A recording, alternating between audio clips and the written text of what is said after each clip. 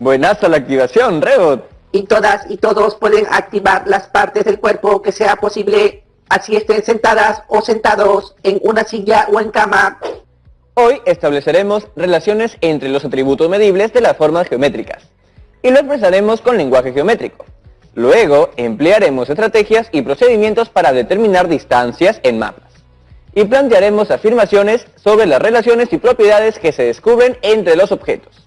Y podremos ver nuestro progreso de aprendizaje a partir de los siguientes criterios.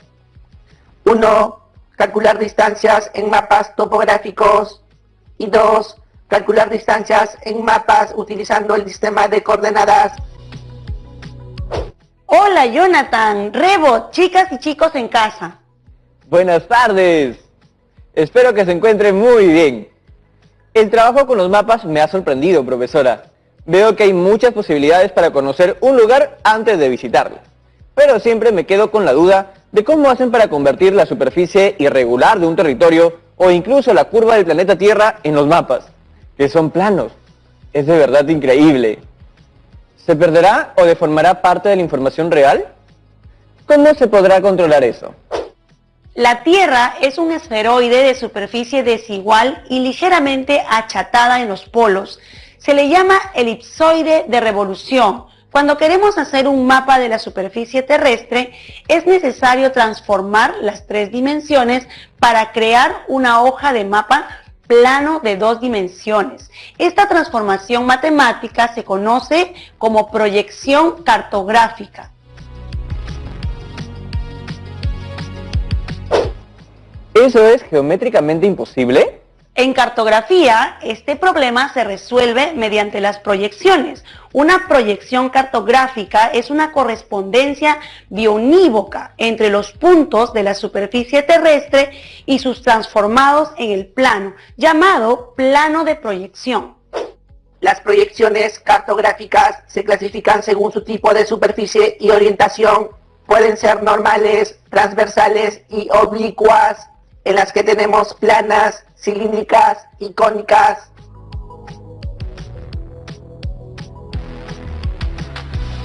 La proyección cilíndrica utiliza el cilindro, tangente o secante a la esfera. Al desarrollar el cilindro se obtiene una gráfica en la que los meridianos estarán representados por rectas paralelas equidistantes y los paralelos por rectas perpendiculares a las anteriores, y que se van espaciando a medida que aumenta la latitud. Aunque se observan algunas deformaciones en determinados lugares, el sector de la línea ecuatorial es el menos afectado. Otra es la proyección cónica, donde se utiliza el cono, tangente o secante a la esfera. Al desarrollar el cono se obtiene una representación en la que los meridianos aparecen como rectas concurrentes al vértice del mismo y forman ángulos iguales entre sí, mientras que los paralelos son circunferencias concéntricas, cuyo centro es el vértice del cono. El sector con menos deformación es a lo largo del paralelo, que toca el cono como tangente a la Tierra, ¿no? Correcto. Otra es la proyección plana, que se obtiene proyectando la superficie terrestre desde un punto llamado vértice de proyección sobre un plano tangente a un punto de la Tierra llamado centro de proyección.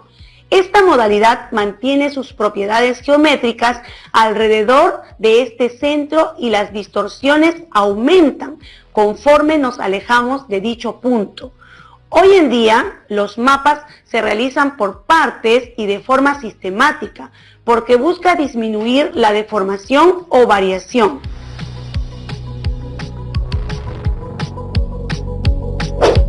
Las medidas que se buscan conservar usualmente se refieren a las distancias, las superficies o áreas y los ángulos. Lo que uno decide conservar depende de la necesidad que se tiene y de lo que se quiere conocer. Una de las proyecciones más usadas es la proyección Universal Transverse Mercator, o UTM. Aquí se usa un cilindro, pero de forma transversal al eje de la Tierra, permite formar un mapa que divide la superficie terrestre en 60 usos verticalmente y 20 zonas horizontalmente. Según mi data, esta proyección permite que cada punto de la superficie terrestre pueda ser descrito en base a coordenadas UTM que están expresadas en metros usualmente. ¿Y cómo podemos emplear estas coordenadas? Pero antes que me responda eso, profesora, vamos a la pausa. ¿Puede ser? ¡Por supuesto! Amigas y amigos, ya regresamos con Aprendo en Casa. Hola a todas y todos en casa. Ya estamos de regreso con el programa. Profesora, ¿cómo podemos emplear las coordenadas que vimos? Estas coordenadas nos permiten ubicar un lugar dentro del planeta Tierra y también nos sirven para hallar distancias. Les muestro a todas y todos en casa. Primero debemos saber que las coordenadas están expresadas en metros, lo que facilita su manejo. Sabiendo esto, ubicamos un punto, de preferencia que esté en el cruce de las marcas del mapa. Entonces tenemos coordenadas de A, 560.000, norte 9.440.000. Coordenadas de B, 560.000, norte 9.400.000. Basándonos en ello, podemos hallar la distancia del punto A al punto B. Como en este caso, ambos puntos tienen las mismas coordenadas por lo que la distancia se halla con la diferencia entre las dos coordenadas norte. Que en nuestro caso sería 9.440.000 menos 9.400.000 igual a 40.000 metros, que equivale a 40 kilómetros.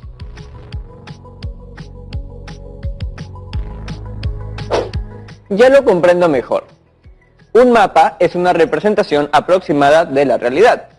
Y para obtenerlo, se sigue un proceso geométrico y cálculos matemáticos.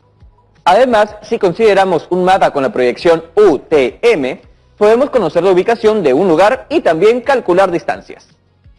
Tú lo has dicho, en el caso de la cuenca del río Piura, trabajamos con un mapa que no consideraba las diferencias de las alturas que hay en una montaña u otras, ¿recuerdas?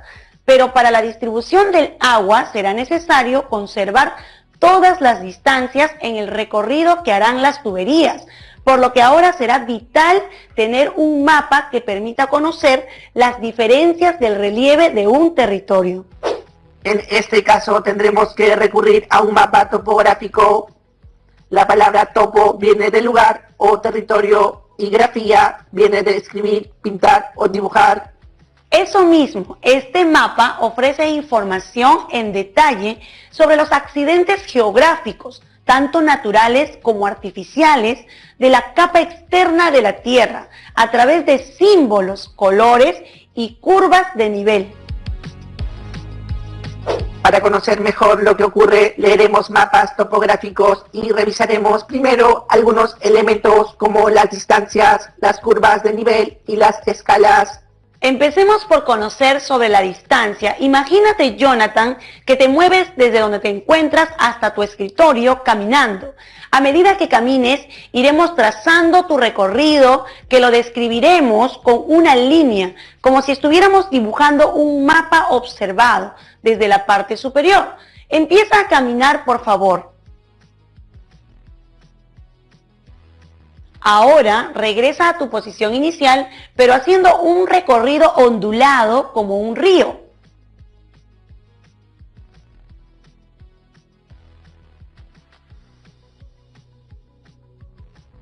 ¿En qué caso caminaste más? ¿En qué caso menos? ¿En qué caso es más sencillo medir la distancia y cómo lo harías? ¿Cómo lo harías si ves el trazo en un mapa?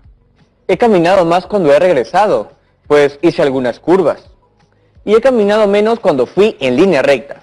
Para medir ambos recorridos es más sencillo en la línea recta, ¿no? Tomaría una regla o una cinta métrica y listo. En el caso de la línea curva, está un poco más difícil la cosa, porque tendría que elegir algo flexible como un hilo que pueda cubrir las curvas que di. Entonces, con el hilo sigo el recorrido. Cuando acabo, lo estiro y mido la distancia recorrida con una regla o cinta métrica. Bien, entonces ambas distancias se podrían representar en un mapa. Ahora, ¿qué ocurriría si tu recorrido fuese en subida o en bajada? O con ambas, ¿cómo se verían en el mapa? En las montañas de Piura, en la parte alta de la cuenca del río Piura, hay zonas que los jóvenes usan para el ciclismo. Como vemos en la imagen, imaginemos un corte transversal de la montaña y una vista de perfil de esta. Los ciclistas pueden estar bajando esa montaña. ¿Cuál sería el recorrido realizado? ¿Cómo se vería en el mapa? ¡Qué chévere se ve! El recorrido sería lo que vemos marcado con color rojo. Pero si pienso en cómo se vería en el mapa, imagino que se vería como en la foto tomada desde arriba. O sea, una línea recta que se conoce como distancia, ¿cierto? Buenas observaciones, Jonathan. Mira, la distancia entre dos puntos del mapa topográfico se interpreta así. El recorrido es la longitud de la trayectoria descrita para ir sobre el terreno de un punto a otro. El recorrido es prácticamente imposible de calcular o medir en un mapa. La distancia es la medida del segmento que une los dos puntos ubicados a diferentes alturas. Se calcula conociendo la distancia horizontal y la diferencia de nivel entre los puntos. Es difícil usarla topográficamente, por lo que más la empleamos en los mapas que vimos en programas pasados. La distancia horizontal se mide directamente sobre el mapa topográfico y utilizamos la escala para encontrar la medida real. Si en este caso comparamos y ordenamos estas tres distancias, notaremos que el recorrido es mayor. Después viene la distancia. Y por último, la distancia horizontal, ¿no? A ver, prueba cómo calcular. Tenemos la distancia que es 100 metros. La altura de la montaña en el punto A es de 328 metros y en el punto B de 300 metros. Creo que podemos hacer un trazo auxiliar y formar un triángulo rectángulo. Y, utilizando el teorema de Pitágoras, podemos calcular la distancia horizontal. En el triángulo rectángulo tendríamos la hipotenusa, que es 100 metros, y un cateto de 28 metros, que se obtiene restando 328 metros menos 300 metros. La distancia horizontal la obtenemos si hallamos el cateto faltante. Gracias, Rebot. Esa distancia la podemos averiguar aplicando el teorema de Pitágoras. La hipotenusa al cuadrado menos el cuadrado del cateto conocido nos debe dar el cuadrado del cateto desconocido. Calculamos 100 al cuadrado menos 28 al cuadrado es igual a x al cuadrado. Desarrollando tenemos 10.000 menos 784, que es igual a x al cuadrado. Finalmente, tenemos que la raíz cuadrada de 9.216 es igual a x. La raíz cuadrada de 9.216 es 96. Por lo tanto, la distancia reducida de ese recorrido es de 96 metros. Muy bien, hasta aquí tenemos la posibilidad de medir distancias horizontales en un mapa topográfico. Ahora, solo faltan las verticales y para eso revisaremos el significado de otros elementos de los mapas, las curvas de nivel. Las curvas del nivel son un recurso que se emplea para la representación de un relieve variado como montañas y llanuras. Así es, imagínense una montaña con las curvas de nivel. La representaremos en un plano. Luego, con solo mirar esas líneas, podremos interpretar que existe esa montaña y nos daremos cuenta de su forma. Construirla es fácil. Imagina cruzar la montaña con varios planos paralelos entre sí y separados siempre por una misma distancia. En cada plano se forma una línea curva cerrada cuando éste se intersecta con la superficie de la montaña. Esta línea que se forma es una curva de nivel. Proyecta cada curva sobre un plano común para establecer la representación gráfica de esa montaña o del relieve que se quiere describir. La diferencia de altura entre cada curva de nivel debe ser constante y varía en función de la escala del mapa.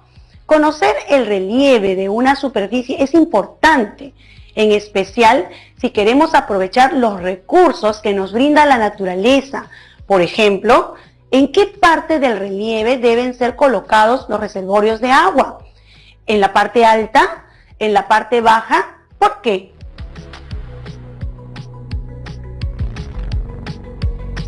Los reservorios de agua deberían estar en la parte alta, porque será más fácil que el líquido baje por gravedad a las zonas de nivel más bajas. Pero hay algunos que requieren algún tipo de energía para impulsar el agua, ¿o no? Allí está la importancia de poder leer curvas de nivel en un mapa. Nos sirve para conocer el relieve del lugar. Profesora, entonces, ¿cómo se representaría un hundimiento u hoyo en la superficie? Hay poblaciones que viven en depresiones o zonas bajas. Mira la figura que representa una montaña y una depresión. Se ven muy parecidas. Los números son metros sobre el nivel del mar. En ambos casos van de 100 en 100, como formando una secuencia. Cuando subo a una montaña, las alturas van aumentando a medida que avanzo. Por eso, la representación de la izquierda es de una montaña, porque las alturas en las curvas de nivel externo son menores. Y, en las internas, la altura es mayor. La representación del lado derecho es una depresión, pues la curva de nivel más externa es mayor que las internas. Y mientras más interna es la curva de nivel, el valor disminuye. Por lo tanto, la altura es menor y va bajando. Es un hoyo.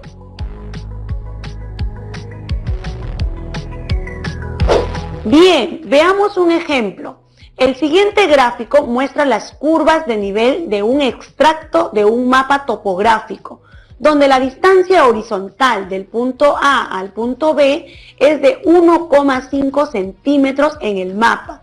Determina la distancia si la escala es 1 a 25.000. Observo en el gráfico que la distancia entre curvas de nivel es de 100 metros y la distancia vertical desde el punto A al punto B es de 500 metros. Esto lo obtengo restando 1000 metros, que es el nivel del punto B, menos 500 metros, que es el nivel del punto A. Luego sabemos que la distancia horizontal del punto A al punto B en el mapa es de 1,5 centímetros. Entonces, utilizando la escala, podemos determinar el valor real de dicha distancia horizontal. Reemplazamos en nuestra fórmula de escala, que es igual a distancia en el dibujo sobre distancia real. Realizamos las operaciones y obtenemos que 1,5 por 25.000 es igual a 37.500 centímetros. Convertimos a metros y tenemos que es igual a 375 metros.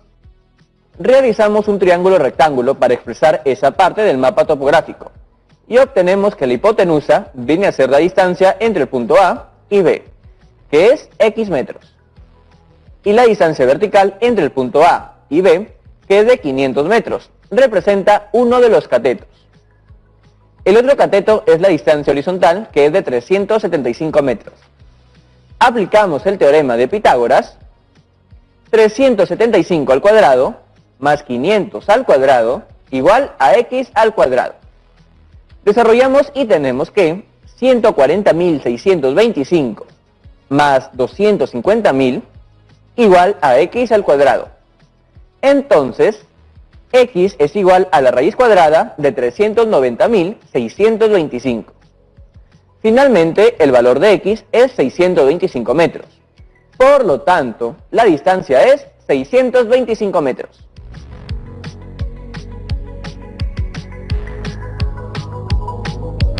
Excelente, Jonathan. Es una buena interpretación de las curvas de nivel. Creo que ya tenemos claro qué son los mapas topográficos. ¿Cómo van en casa?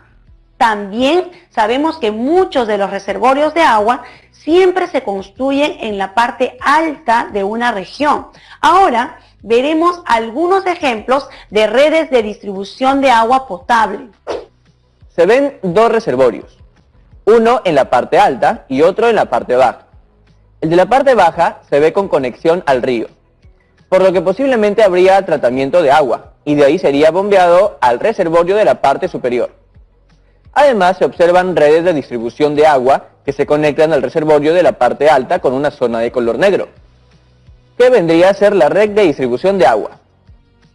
Conozcamos un poco más sobre la red de distribución de agua potable la cual permite llevar el agua tratada hasta cada vivienda a través de tuberías, accesorios y conexiones domiciliarias, que se deben instalar por terrenos no vulnerables.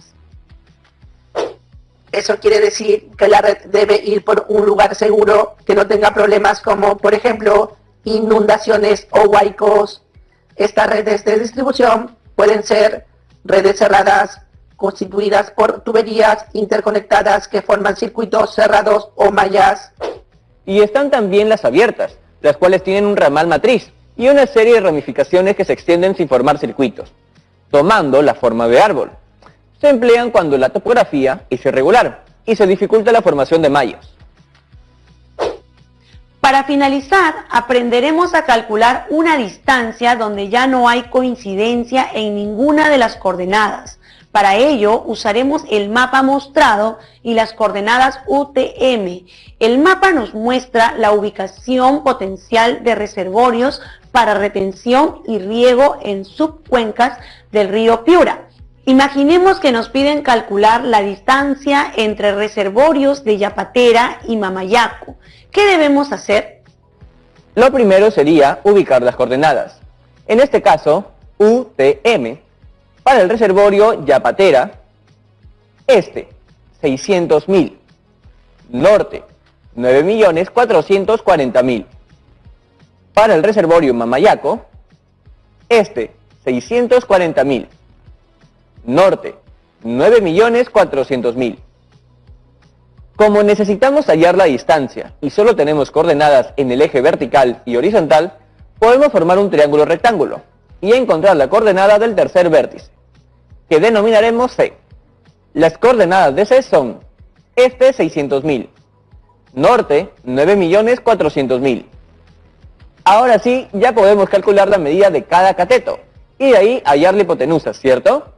¿Qué es lo que nos piden? El cateto que se observa horizontal mediría 640.000 menos 600.000 igual a 40.000 metros.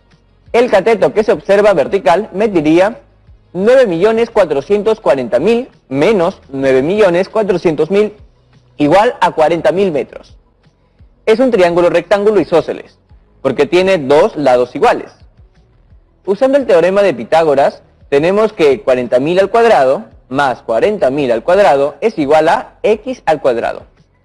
Desarrollamos y x es igual a 56.568,5 metros, aproximadamente.